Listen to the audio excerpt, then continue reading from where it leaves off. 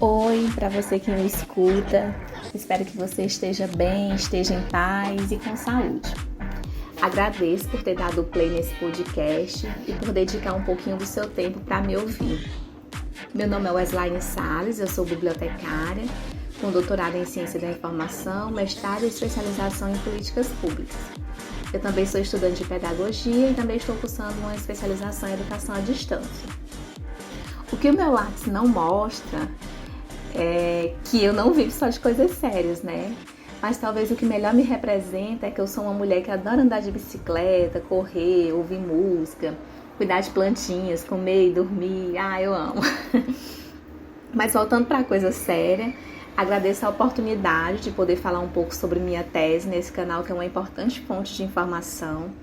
Obrigada, Edvander, pelo convite. Então, eu cursei doutorado na Universidade Federal da Bahia e defendi uma tese cujo título é Alocação de Recursos Financeiros para Aquisição de Materiais Informacionais em Bibliotecas Universitárias. O meu orientador foi o professor Raimundo Machado, que não é só um professor incrível, mas também é um dos seres humanos mais nobres que eu já conheci. Uma nobreza de alma, sabe? Então, obrigada, professor Raimundo, por ter caminhado comigo. O objetivo da minha pesquisa, foi investigar como ocorre a alocação de recursos financeiros para a aquisição de materiais informacionais em bibliotecas universitárias. E aí eu fiz um recorte, considerando os cursos de graduação. Eu não trabalhei a fundo com a questão de materiais digitais e nem de periódicos, certo? Só para deixar claro aqui a delimitação da minha pesquisa. E diferente de muitos relatos que eu já ouvi, minha experiência com o doutorado foi muito gratificante. Um doutorado requer dedicação, mas tudo na vida é assim, até para passar o pano na casa eu preciso me dedicar. Porque se eu não fizer o que eu tenho que fazer de forma correta, a casa vai ficar com mau cheiro.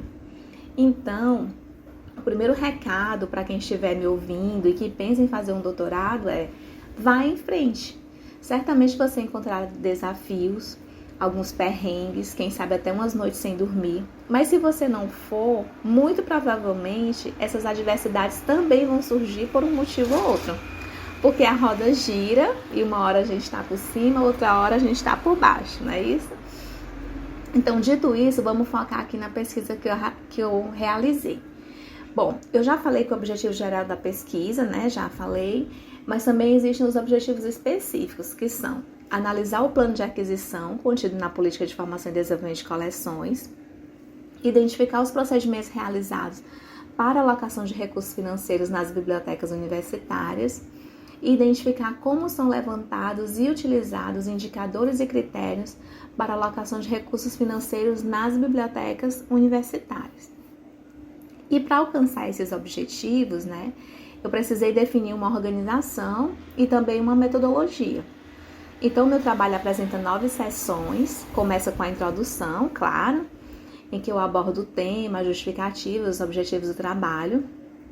Na segunda sessão, a formação de desenvolvimento de coleções, que eu utilizo a sigla FDC, ganha centralidade. É quando eu apresento um breve resumo da história das bibliotecas e também apresento um panorama geral do assunto, com base em pesquisadores, dos quais eu posso citar, como exemplo, Nalder, 1927, Kent, 79, Wilson, Enderman, 96 e tantos outros. E aí, na segunda sessão, é possível encontrar uma subseção, que é destinada exclusivamente para as políticas de formação e desenvolvimento de coleções, as PDCs, em que eu discuto a argumentação de alguns pesquisadores que defendem a PDC como indispensável em uma biblioteca, e outros autores que encaram a PDC, como algo ineficiente. a exemplo de Cargill, Snow, mas são poucos autores, então vale conferir lá no capítulo 2, ou na seção 2, um pouquinho sobre esses autores que são pró e contra a PDC, né? A Política de Formação e Desenvolvimento de Coleções. E na terceira seção eu escrevi sobre as universidades públicas federais brasileiras e suas bibliotecas. É nessa seção que também falo sobre o Plano Nacional de Educação, o PNE, Plano de Reestruturação e Expansão das Universidades Federais, o REUNE, avaliação do Ministério da Educação, o MEC, burocracia, gerencialismo e outros. Esses assuntos são discutidos para que se tenha uma visão global do funcionamento e da importância das universidades e, consequentemente, das bibliotecas universitárias. Na quarta seção, o assunto abordado é o orçamento público e um pouco da complexidade que envolve a sua elaboração. E assuntos como o Plano Plurianual, que é o PPA, Lei de Diretrizes Orçamentárias, a LDO, a Lei Orçamentária Anual, a LOA, a Matriz de Orçamento e Outros Custeios e Matriz, a Matriz de Orçamento e Outros Custeios e Capital, que é mais conhecido como a Matriz OCC, bem como outras leis e decretos que regulamentam a utilização e a distribuição dos recursos financeiros do Estado, do país. Esses assuntos são trazidos à tona para que se possa ter uma compreensão mínima do orçamento público. Na quinta seção, concentra-se no cerne da tese, que é a alocação de recursos financeiros para a aquisição de materiais informacionais em bibliotecas universitárias. E aí explora-se amplamente a discussão global sobre as diversas abordagens utilizadas por bibliotecas em diferentes países na distribuição eficiente de recursos financeiros destinados à aquisição de materiais informacionais. E dentro desse contexto, é dedicada uma subseção exclusiva à realidade brasileira, abordando um levantamento detalhado e uma revisão bibliográfica exaustiva sobre o tema. E aqui, nessa seção, fica evidente o quanto o assunto é pouco explorado no Brasil. Ao ler a tese, é possível observar uma literatura predominantemente estrangeira. Então, é bem interessante esse capítulo, pelo menos eu acho, modéstia à parte, porque traz essa visão do quanto esse assunto tem sido pouco explorado no Brasil. E aí, na sexta seção, eu apresento o método utilizado para a elaboração da tese, e a nossa proposta foi desenvolvida com base em uma abordagem crítico-dialética. E eu fui muito feliz com a escolha dessa abordagem. É como se a crítica dialética fosse a voz da rebeldia, sabe? Sempre cutucando para ver se as coisas realmente fazem sentido. Então, essa abordagem gosta de explorar as tensões, os conflitos e não tem medo de apontar as contradições. Eu também trabalhei com coleta de dados mediante análise de políticas de formação e desenvolvimento de coleções que foram coletadas em sites institucionais e também fiz aplicação de questionário. Bom, e a análise de dados das PDCs eu fiz utilizando a técnica de análise de conteúdo, Enquanto que a análise do questionário se deu por meio da estatística descritiva e do teste Q-quadrado. Então, a análise de conteúdo para as PDCs que eu coletei nos sites e análise descritiva e teste Q-quadrado para o questionário. E aí, na sétima seção, é possível encontrar os dados obtidos nas PDCs e no questionário por meio de tabelas e quadros para a melhor exposição dos resultados. Ao todo, 40 PDCs foram recuperadas em 39 universidades federais brasileiras. E porque teve uma instituição que eu recuperei 2 PDCs, por isso 40 documentos, 39 instituições. E 49 profissionais aceitaram participar da pesquisa, respondendo ao questionário. Na oitava seção da tese acontece a discussão sobre os resultados encontrados na pesquisa e, por fim, na nona seção, as considerações finais. Eu não vou entrar em detalhes sobre cada um dos capítulos para que esse podcast não fique muito extenso, mas eu quero falar um pouco mais sobre os resultados encontrados.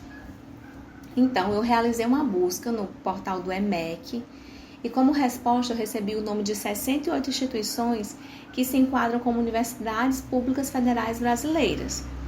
E aí eu entrei no site de cada uma dessas instituições, pelo menos das que tinham site, né? Porque algumas instituições eu não consegui, poucas instituições, acho que uma ou duas, né? Eu não consegui encontrar nem o site institucional. E aí, das que eu consegui encontrar o site, eu recuperei 42 documentos. Eu fiz uma análise rápida desses documentos e 2 foram excluídos por não se tratar, não se enquadrar, né, na proposta da minha pesquisa. E aí eu fiquei trabalhando, né, de fato, com 40 documentos de 39 instituições, como eu já falei. Isso porque em uma mesma instituição eu recuperei 2 documentos, que eu também já expliquei. Como os documentos em mãos, né, depois de eu ter coletado esses documentos, como minha pesquisa tem um foco na aquisição de materiais informacionais, eu fui verificar se nestes documentos havia um capítulo, uma parte, uma seção, independente do nome, né, que se utilize, mas uma parte específica para falar sobre a aquisição. E aí, em 34 dos 40 documentos, ou seja, em 85% deles, foi possível identificar que há uma parte específica do documento para tratar de aquisição. Mas o problema de olhar somente para os números, né, e pensar, poxa, 35% está legal, então. Mas o problema é esse, quando a gente olha só para os números e não identifica o que tem de qualitativo por trás deles, é que nós podemos incorrer em falsos positivos, né? Então, foi necessário verificar o que estava sendo dito em cada uma dessas partes. E, de fato, 85% tinha uma parte específica para tratar de aquisição, mas muito pouco para ser dito sobre o assunto. Alguns documentos apresentavam apenas que a aquisição pode ser por compra, doação ou permuta. Dizia simplesmente isso. Tinha lá, capítulo 3, por exemplo, né? Aquisição. Aí tinha lá, a aquisição pode ser feita por compra, doação ou permuta. Então, está dentro da estatística dos 85%, que tem um capítulo só para falar de aquisição, mas que não está dizendo muita coisa, né? Tem ainda alguns documentos que diz que a aquisição deve ser feita com base na Lei 8.112. Então, novamente, a informação é muito superficial. Então, foi possível identificar um capítulo, uma parte da seção, como queira chamar, somente para falar de aquisição, mas de forma muito, muito vaga. E essa foi minha primeira observação. Em seguida, eu busquei identificar se as PDCs estabeleciam prioridades e critérios para aquisição. Em 21 documentos fica claro as prioridades para aquisição. Em 7 documentos foi possível encontrar critérios para aquisição, mas não prioridades. E em 9 documentos não foi possível identificar nem prioridades, nem critérios para aquisição. E 3 instituições se colocaram na condição de intermediária do processo de aquisição, ou seja, não tomam decisões sobre o que será ou não adquirido. E aqui é importante destacar que seria interessante, né, que as PDCs apresentassem não só os critérios para aquisição, mas também as prioridades, pois o setor de aquisição pode receber uma lista de itens informacionais para a compra desses itens, né? Assim, a biblioteca, o setor de aquisição, ela pode receber uma lista com os materiais que é desejável que seja adquirido, mas esses itens podem estar dentro dos critérios de aquisição, mas não necessariamente estão dentro das prioridades. Então, eu entendo como coisas diferentes. Assim, o fato de você ter uma lista de critérios não dispensa, né, a PDC de ter uma lista de prioridades, porque eu entendo como coisas diferentes. Uma coisa são critérios para aquisição, outra coisa, prioridades para aquisição. E aí, isso não fica muito claro, essa diferença entre critérios e prioridades, não fica muito claro nos documentos analisados. E aí, eu também verifiquei a questão da alocação de recursos financeiros para a compra de materiais informacionais, né? Claro que é a centralidade da tese. E aí, não fica claro como a alocação é feita. Pelo menos é o que sugere a leitura da maior parte das políticas de desenvolvimento de coleções que foram coletadas para essa pesquisa. Entre as exceções tem a Universidade de Brasília, a UNB, que além de estabelecer prioridades para a aquisição, orienta como os recursos devem ser distribuídos, mas configura como uma das poucas exceções. Então, por exemplo, lá na UNB, diz assim, na política de desenvolvimento de coleções, na que eu tive acesso, que é a política de 2020, que o atendimento dos pedidos, abre aspas, o atendimento dos pedidos de compra deve seguir as seguintes prioridades. A. Compra de bibliografias básicas e complementares das disciplinas e programas de pesquisa. B. Atualização do acervo e sugestão de usuários. E C. Reposição do acervo. Fecha aspas, página 19 da PDC da UNB.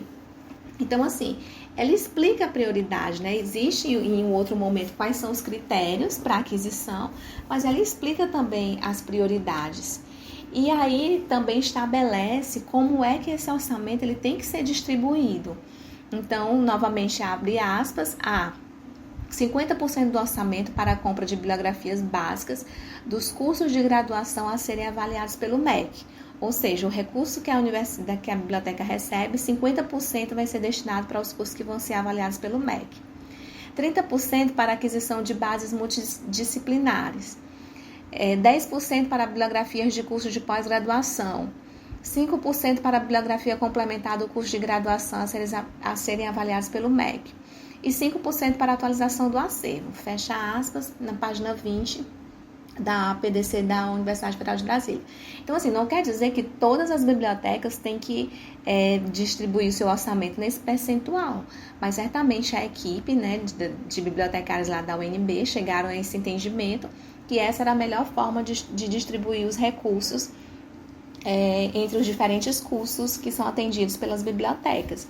Mas é muito interessante a PDC da UNB, porque isso vem de forma mais específica, né, mais clara, coisa que não acontece na maioria das outras PDCs, que quase não se fala de aquisição e muito menos sobre alocação de recursos. Na Universidade Federal do Pará, eu também encontrei um trecho interessante, assim, nesse sentido de alocação de recursos. Então, abre aspas, caso os recursos financeiros disponíveis sejam insuficientes para adquirir todo o material necessário, opta-se por adquirir o maior número de títulos em quantidades menores de exemplares, visando abranger o maior número de áreas. Fecha aspas, PDC da Universidade Federal do Pará, 2019, página 14. Então, assim, não tem muitos detalhes, né? Não tem aquela orientação mais pormenorizada, como tem na UNB, mas tem uma observação que dá, assim, uma luz, né? Um guia para o bibliotecário, a bibliotecária ou a equipe, né? Que vai decidir sobre a distribuição desses recursos.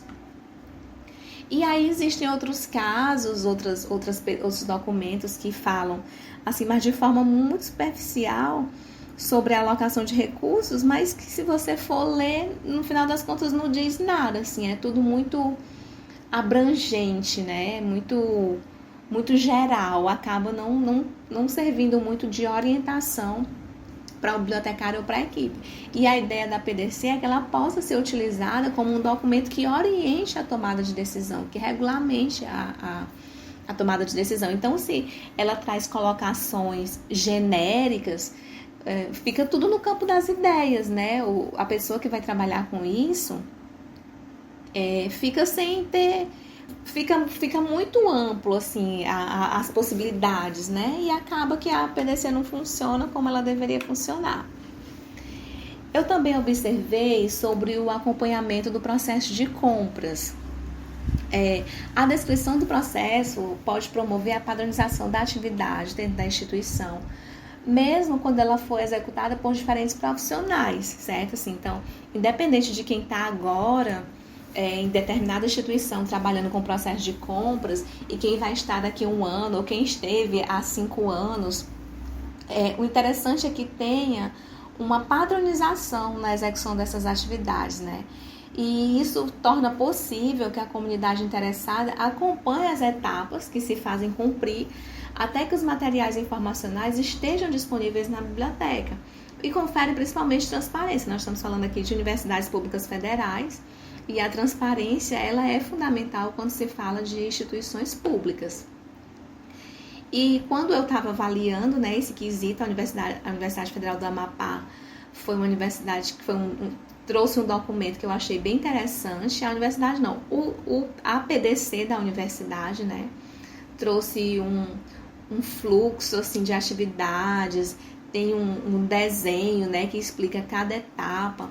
E a PDC ainda traz um anexo que explica individualmente cada uma dessas etapas. Então eu achei bem bacana o modelo da Universidade Federal do Amapá, da PDC da Universidade Federal do Amapá.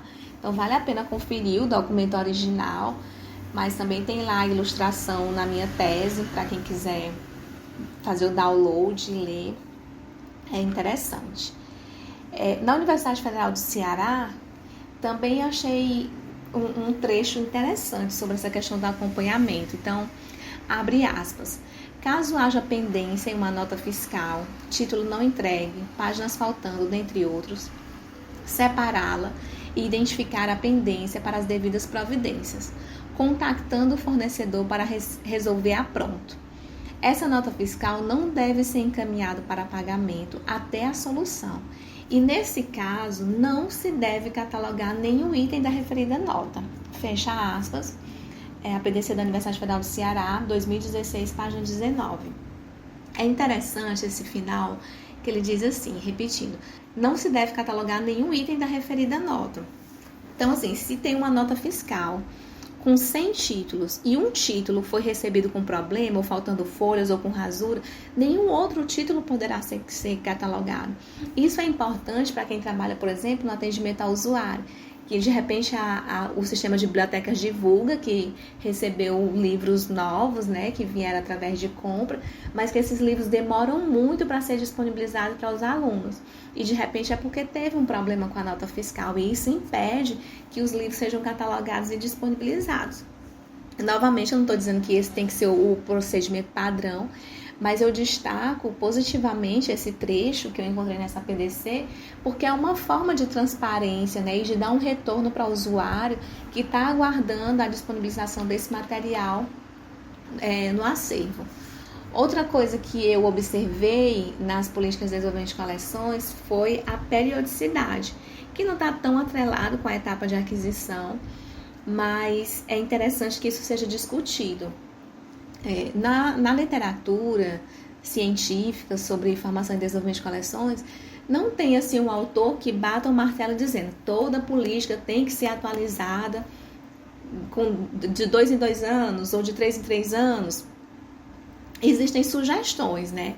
E aí os autores, as autoras meio que concordam assim, que 2 anos é um período interessante para que essas políticas sejam atualizadas, mas não é lei, né? Mas, e aí, né, eu encontrei políticas PDC de 2009, de 2010, 2011, e eu fiz esse levantamento em 2022. Então, assim, pode ser que a instituição trabalhe com uma PDC mais atual, contudo não tenha atualizado no site, né, é uma possibilidade. Mas o fato é que tem políticas de desenvolvimento que estão disponíveis nos sites institucionais que são bem antigas, né? Tipo 2009, 2010, 2011.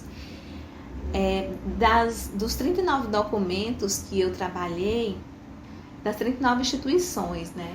8 têm políticas do ano de 2019, 7 têm políticas do ano de 2018, e 5 tem políticas de 2016. É aqui onde mais se concentra, né? 2019, 2018, 2016. Aí as outras políticas estão diluídas, assim, né? 2009 a 2015. Eu encontrei uma de 2022, que foi no ano em que eu fiz o levantamento, né? Então, essa questão da periodicidade, eu compreendi como algo, assim, um pouco problemático, né? Tendo em vista que algumas PDCs são bem antigas e talvez não reflitam mais as necessidades informacionais e as próprias mudanças institucionais, né? Mas aí cabe a cada instituição verificar isso individualmente. E como eu falei antes, né, eu também fiz uma pesquisa com questionário, eu apliquei o questionário nas instituições, né? E aí eu recebi o retorno de 49 respondentes. 22 respondentes, né, possuem pós-graduação lato sensu completa. Então, eu achei um percentual bem interessante. Eu também perguntei se o respondente era bibliotecário ou não. E 45%, essa pesquisa, quando eu enviei o questionário, eu enviei para a instituição direcionada para a pessoa que está à frente da aquisição. Então, eu não direcionei para o nome de uma pessoa específica, né? Eu procurei o setor de aquisição, de formação e desenvolvimento de coleções ou de catalogação, porque algumas instituições a catalogação é junto com a formação e desenvolvimento de coleções. Enfim, então não tinha que ser bibliotecário para responder à pesquisa, por isso que tinha essa questão, você é bibliotecário, sim ou não? E aí 45 respondentes afirmaram ser bibliotecários, enquanto 4 disseram que não são, embora tenha formação de nível superior. Então, nós temos, na maioria das instituições que participaram dessa pesquisa, profissionais formados em biblioteconomia à frente da aquisição de materiais informacionais, mas nós temos em 4 instituições profissionais não bibliotecários que estão encabeçando o processo de aquisição. E aí também foi perguntado se eles possuíam pós-graduação e pediu que a especificassem. E 17 deles, né, a concentração maior, aliás, 19, a maioria possui pós-graduação em biblioteconomia e ou ciência da informação. E aí 19 pessoas, eu coloquei que possuem informações diversas, né, que não deu para agrupar. E 8 pessoas com pós-graduação em gestão e ou administração, e uma pessoa que não especificou. Então ficou também assim diluído, né, embora exista aí uma tendência para pós-graduação em biblioteconomia ou ciência da informação. Também foi perguntado sobre o tempo de atuação em atividades ligadas diretamente à formação e desenvolvimento de coleções. E foi perceptível, né, que com maior frequência que os profissionais costumam exercer funções ligadas à FDC em intervalos que variam de 1 a 5 anos. Mas também foi comum identificar profissionais que exercem a função em intervalos de tempo que variam de 6 a 10 anos. Eu também perguntei, a instituição na qual você atua possui uma política de formação e desenvolvimento de coleções? E aí 42 responderam que há uma PDC nas instituições e 7 disseram que não.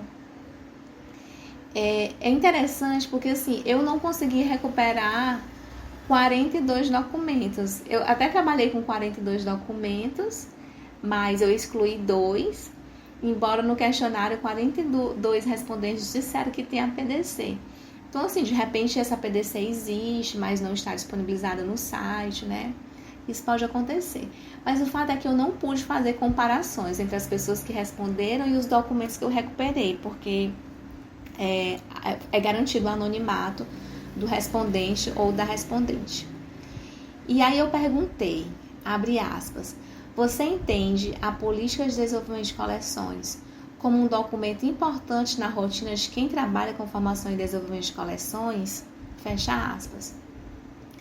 Para essa questão, 100% dos participantes responderam que concordam que a PDC é fundamental, é um documento muito importante para quem trabalha com a formação e desenvolvimento de coleções. E aí eu perguntei também, eu elenquei algumas alternativas e pedi que as pessoas marcassem com quais dessas afirmações elas mais concordavam, né? E aí 42% dos respondentes perceberam a política de formação e desenvolvimento como um documento indispensável em uma biblioteca. E 34% sinalizaram que a política de formação e desenvolvimento de coleções auxilia para que eles se sintam seguros na tomada de decisão sobre a alocação de recursos financeiros destinados à compra de materiais informacionais. E eu apliquei nessa questão um teste quadrado, né? Quando os dados, as respostas das questões foram agrupadas em uma tabela de contingência, eu pude aplicar esse teste Q quadrado e foi possível verificar que houve diferenças estatisticamente significativas em relação às alternativas que foram comparadas, né? E aí é possível, esse teste trouxe como resposta que a PDC é um instrumento que norteia a alocação de recursos financeiros destinada à compra de materiais informacionais e que a ausência prejudica a atuação dos profissionais que trabalham com a FDC. Então foi um retorno que eu tive a partir de uma análise estatística, né, desse teste Q quadrado, que possibilitou chegar a essa conclusão, né? Contudo, nós temos que observar que as alternativas que se mostram estatisticamente significativas são genéricas, né? E ao mencionar que são alternativas genéricas, eu me refiro ao fato de que essas alternativas não trazem detalhes o suficientes para fornecer insights preciosos, né, sobre a alocação de recursos financeiros destinados à compra de materiais informacionais, mas ainda assim é uma resposta que merece, é um retorno estatístico que merece ser mencionado, que merece ser verificado, por isso que está aqui na tese. Eu também perguntei qual a estratégia utilizada na instituição para estabelecer critérios de alocação de recursos financeiros entre as diferentes partes interessadas. E a prioridade, foi possível perceber que há prioridade para a aquisição de materiais informacionais para cursos que serão avaliados pelo MEC ou equivalente. Então, as bibliotecas tendem a trabalhar dessa forma, né, priorizando cursos que serão avaliados pelo MEC. Eu também perguntei, na instituição em que você atua, a avaliação de coleções é realizada de forma sistemática? Essa era a pergunta. 9 respondentes disseram que sim, 14 disseram que realiza periodicamente, 16 falaram que realiza ocasionalmente e 10 disseram que está em fase de implantação, enquanto 3 disseram não tenho conhecimento. Essa questão da avaliação de coleções é interessante porque, assim, quando eu estava analisando a PDC, eu vi que essa questão da avaliação ela é mencionada em quase todos os documentos. E aí, quando eu fui para o questionário, né, para falar diretamente com a pessoa que trabalha com a FDC, foi possível verificar que existem instituições que não realizam, que realizam periodicamente, que realizam ocasionalmente, mas que foi a maioria, né? 16 respondentes disseram que ocasionalmente. Então, isso parece que não é algo também tão consolidado e que, de certa forma, interfere na parte de aquisição, porque é necessário que a gente faça uma avaliação do acervo para que nós possamos decidir melhor sobre o que deve ser adquirido, sobre onde é que existem falhas na coleção, nas coleções, né?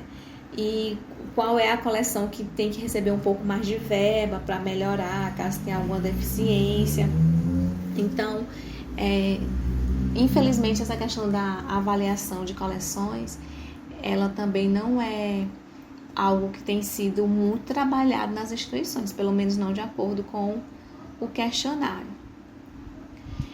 Eu também perguntei, na instituição em que você atua, utiliza-se forma de alocação de recursos financeiros destinados à compra de materiais informacionais? Aí, 8 disseram que utiliza a fórmula e 34 disseram que não utiliza fórmulas. E aí, novamente, eu explico que não dá para eu comparar, né, a PDC com os respondentes. Mas, assim, nas PDCs eu não encontrei nenhum documento que falasse sobre utilização de fórmulas. Mas ao aplicar o questionário, 8 respondentes disseram que sim, que utilizam fórmulas para alocação de recursos. E aí teve uma pergunta aberta, né, que eu solicitei que os respondentes descrevessem como é feita a alocação de recursos financeiros destinados à compra de materiais informacionais nas instituições em que eles atuam. E aí teve respondentes que disseram que a biblioteca não realiza a alocação de recursos, provavelmente porque isso é feito em outro setor. 7 disseram que é prioridade para os cursos novos. 11 pessoas falaram que cursos que serão avaliados pelo MEC. Então, ficou bem dispersa essa questão da alocação de recursos. E para quem respondeu que utilizava a fórmula de alocação de recursos, eu fiz uma pergunta específica só para essas pessoas, né? No caso, 8 pessoas que disseram que utilizam a fórmula. E aí, dessas pessoas, 6 responderam que utilizam a fórmula de alocação de recursos somente para aquisição de materiais impressos. Uma pessoa disse que somente para aquisição de materiais eletrônicos. 3 pessoas disseram que utilizam a fórmula para alocação de materiais impressos e eletrônicos. Uma pessoa para periódicos, somente para periódicos. E outra diz que toda compra de material informacional, independente do tipo, é realizada de acordo com uma fórmula de alocação de recursos adotadas pela instituição. E aí, no final, nós temos 12, a frequência, né, de alternativas marcadas é igual a 12, embora eu só tenha 8 respondentes, mas é porque era possível que o respondente marcasse mais de uma alternativa. Então, assim, do total de 8 instituições, 6 instituições trabalham somente com aquisição, utilizam a fórmula somente para aquisição de materiais impressos. Que aí pesquisas futuras podem investigar por que essas fórmulas não estão sendo aplicadas para materiais eletrônicos e toda essa parte voltada para a base de dados, para materiais eletrônicos, digitais, que a minha tese não contempla, que como eu falei para vocês lá no começo, eu estive focada nos cursos de graduação e na alocação, na aquisição de materiais informacionais impressos, certo? Eu também perguntei quais indicadores são utilizados nas fórmulas, né? Então, para quem diz que utiliza a fórmula, eu perguntei quais indicadores são utilizados. E aí, os principais indicadores que estão sendo utilizados nessa forma, o principal é a quantidade de alunos, né? 5 respondentes não, essa alternativa foi marcada com a frequência igual a 5. E a quantidade de alunos também é um indicador bastante utilizado, a quantidade de docentes, cursos novos e cursos em reconhecimento ou credenciamento.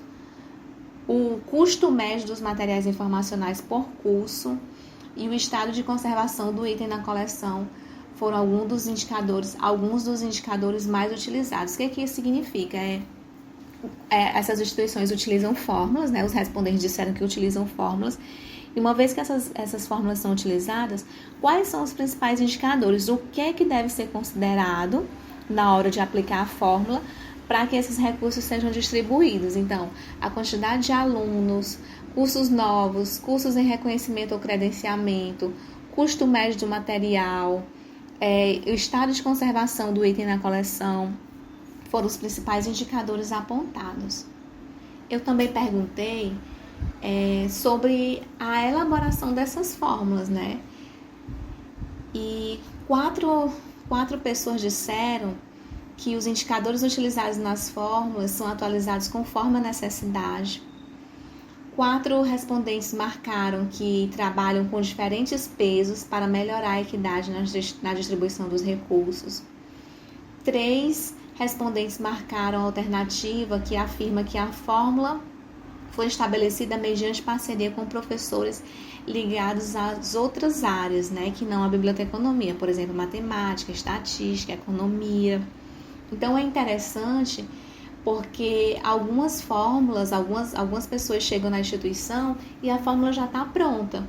E, de repente, a pessoa nem sabe como que essa fórmula foi elaborada, por quem foi elaborada, por que algo foi inserido ou retirado dessa fórmula. Então, é importante que se tenha um entendimento sobre a concepção dessa fórmula, sobre a utilização dos indicadores, tudo isso.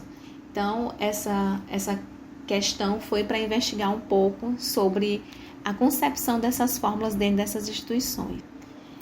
Os respondentes, eles também foram questionados sobre a importância dessas fórmulas, né? Sobre o que eles entendem, se é importante, se não é importante a utilização dessas fórmulas.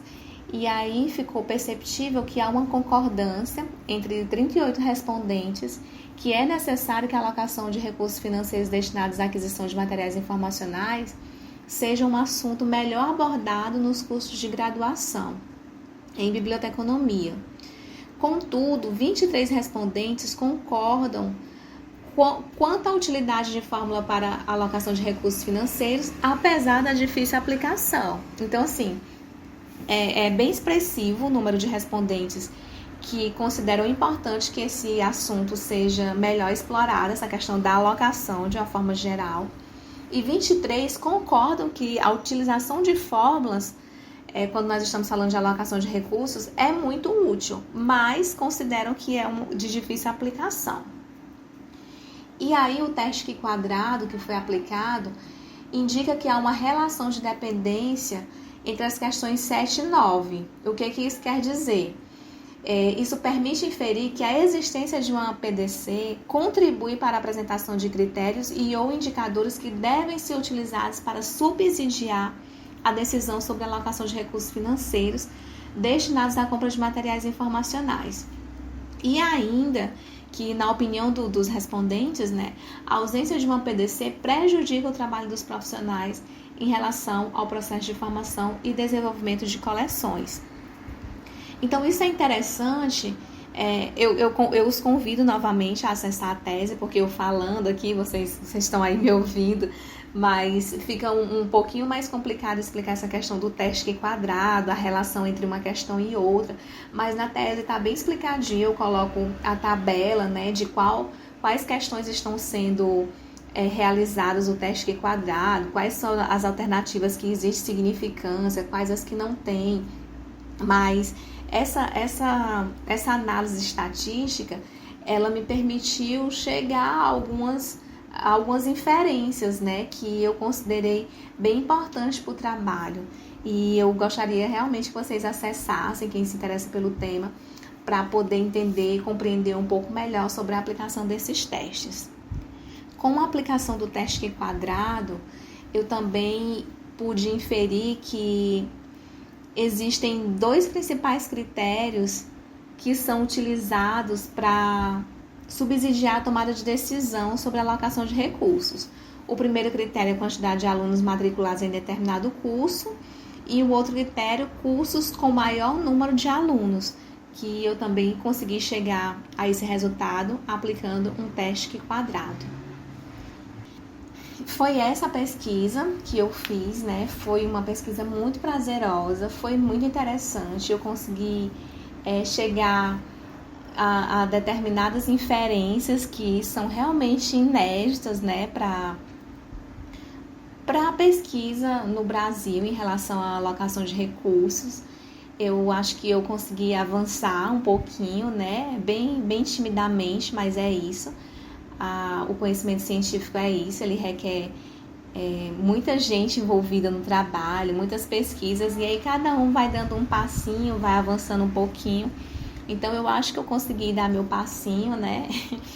E como considerações finais, eu posso dizer que alocar recursos financeiros destinados à compra de materiais informacionais é uma atividade ligada indubitavelmente às atividades de biblioteconômicas, mas que também merece ser discutida no contexto da ciência da informação, pois a informação, como assinala, né, Silva e Barros, é estratégica e é elemento de transformação, portanto, deve contemplar sobre a égide de políticas públicas diversos patamares de discussão, tendo por objetivo revelar aspectos positivos e negativos. Nesse sentido, compreende-se que discutir e buscar melhorias nos processos que envolvem a alocação de recursos financeiros destinados à compra de materiais informacionais por consequência, discutir a equidade na alocação de informações, de modo que diferentes grupos possam ter condições equitativas de acesso a esses elementos de transformação. Então, nós estamos discutindo tanto, né, sobre igualdade, sobre equidade, sobre inclusão, e eu penso que as bibliotecas elas devem participar ativamente dessas discussões e elas devem se reinventar, se ressignificar, repensar como os acervos, as coleções estão sendo formadas para que realmente a equidade seja possível, né? Por que determinado curso recebe mais recursos financeiros que outro curso? Isso é equitativo? Se for equitativo, ok, mas será que um determinado curso está recebendo mais verba só porque é um curso com mais status social? Só porque é um curso que as pessoas veem como um curso elitizado? Ou se realmente esse processo é equitativo? Será que nós estamos formando o nosso acervo, as nossas coleções, de forma que possibilite que as pessoas pensem de forma plural? Ou será que nós só estamos reproduzindo pensamentos hegemônicos, né? Nós estamos só perpetuando aquela questão colonizadora de que é isso, isso e isso que nós temos que estudar, é essa a visão que nós temos que ter? Ou será que nossas coleções, os nossos acervos, eles estão formados de forma pluri, né? Pluri várias coisas, pluridisciplinar, com visões plurais do mundo. Será que nós estamos permitindo que as pessoas pensem de forma padronizada, né? E não de forma institucionalizada, como a instituição quer que você pense? E assim, as principais dificuldades que eu tive para realizar essa pesquisa foi conseguir que todas as universidades federais fossem representadas por meio de suas PDCs. Eu não consegui recuperar o documento de todas as PDCs. E também não consegui que todos os profissionais que trabalham com aquisição respondessem ao questionário. Então, foi a minha principal dificuldade. Mas também foi complicado tratar do assunto com base em uma literatura predominantemente estrangeira, frente à escassez de publicações nacionais que tratam sobre o tema. Então, a realidade do Brasil não é igual à realidade de outros países. Então, é necessário que a gente estude esse tema considerando a nossa realidade, né? Embora nós possamos ter como base a literatura estrangeira. Mas foi uma dificuldade que eu tive, sem dúvida. E aí, após toda a minha pesquisa, as minhas principais recomendações para as bibliotecas é que elaborem, atualizem e confiram maior visibilidade às políticas de formação e desenvolvimento de coleções de suas bibliotecas, porque pode ser, de repente, a biblioteca tem uma PDC, mas não dá visibilidade para esse documento. Também uma recomendação destinar atenção e detalhar sobre a aquisição de materiais informacionais em parte específica das políticas de formação e desenvolvimento de coleções, inclusive sobre a alocação de recursos financeiros para a alocação de materiais informacionais. Também recomendo diferenciar critérios de prioridades para a aquisição de materiais informacionais, independente da lista de critérios e ou prioridades para a seleção de materiais informacionais. Então, a lista de seleção e a lista de aquisição são os critérios de seleção e os critérios de aquisição são coisas diferentes. Do mesmo jeito que a prioridade de aquisição e a prioridade de seleção são coisas diferentes. Então, é interessante que as PDCs tragam essas listas de forma separada, né? Também recomendo que confiram maior objetividade e documentem o processo de alocação de recursos financeiros para a alocação de materiais informacionais e que as bibliotecas discutam com suas respectivas equipes sobre possíveis benefícios advindos da utilização de fórmulas para a alocação de recursos financeiros destinados à compra de materiais informacionais. Porque assim, a alocação de recursos ela pode ser feita de diversas formas. Eu defendo que a utilização de fórmulas é objetivo, torna o processo mais equitativo, mas existem outras possibilidades, né? Mas eu não estou aqui impondo, defendendo que toda biblioteca tem que utilizar fórmulas, não. Eu recomendo que as equipes discutam sobre os possíveis benefícios da aplicação dessa fórmula, né? E ainda tem as recomendações às escolas de biblioteconomia e ciências de informação ciência da informação e aos eventos científicos da área, né? Para que eles promovam discussões acerca da alocação de recursos financeiros destinados à compra de materiais informacionais, considerando o viés social e econômico, porque foi uma discussão que eu mesma não tive na graduação. E para muitas pessoas com quem eu já conversei, já apresentei minha tese, falam: poxa, Wesline, eu não estudei sobre isso na graduação e tudo. Então, é interessante que as escolas de biblioteconomia e também de ciências da informação abordem melhor essa questão. E também recomendo, né, que incentivem publicações sobre o tema, inclusive relatos de experiências profissionais, porque esse é um assunto que quem trabalha como técnico tem um potencial muito grande para escrever sobre isso, talvez mais do que quem trabalha com docência, que não tem essa experiência prática, né? Então, eu acredito que nós devemos valorizar o trabalho do bibliotecário enquanto técnico, né? A pessoa que trabalha ali no dia a dia, na rotina de uma biblioteca, mas que também tem essa capacidade, esse potencial para desenvolver pesquisas científicas e, inclusive, através de relatos de experiência, que pode contribuir muito. Assim, se durante minha pesquisa eu tivesse encontrado relatos de experiência sobre esse assunto, teria sido um avanço muito mais significativo. E aí eu destaco que para a instituição que deseja trabalhar com fórmulas, que elas sejam personalizadas de acordo com a necessidade de cada biblioteca. Não dá simplesmente para eu copiar uma fórmula que já é aplicada em outra instituição. Não seria eficaz, né? Ao contrário, pode até trazer danos para a FDC e ainda contribuir para a imagem negativa do método. Então, assim, para a instituição que opta por trabalhar com a fórmula, é necessário que ela seja personalizada, né, de acordo com a instituição, a própria instituição.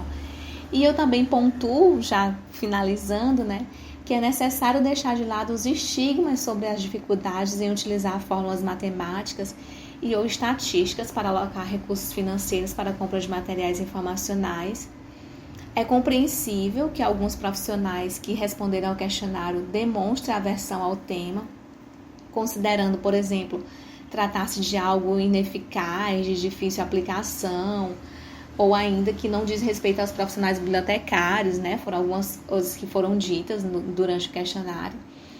Mas eu entendo que essa resistência ela se dê em parte pela pouca familiaridade que se tem com o assunto, e que essa realidade tende a se transformar positivamente caso novos pesquisadores dediquem-se ao estudo do tema e que mais profissionais atuantes busquem implantar nas respectivas bibliotecas que exercem esse tipo de fórmula, né? Que eles busquem implantar a fórmula nas respectivas bibliotecas em que exercem suas funções profissionais.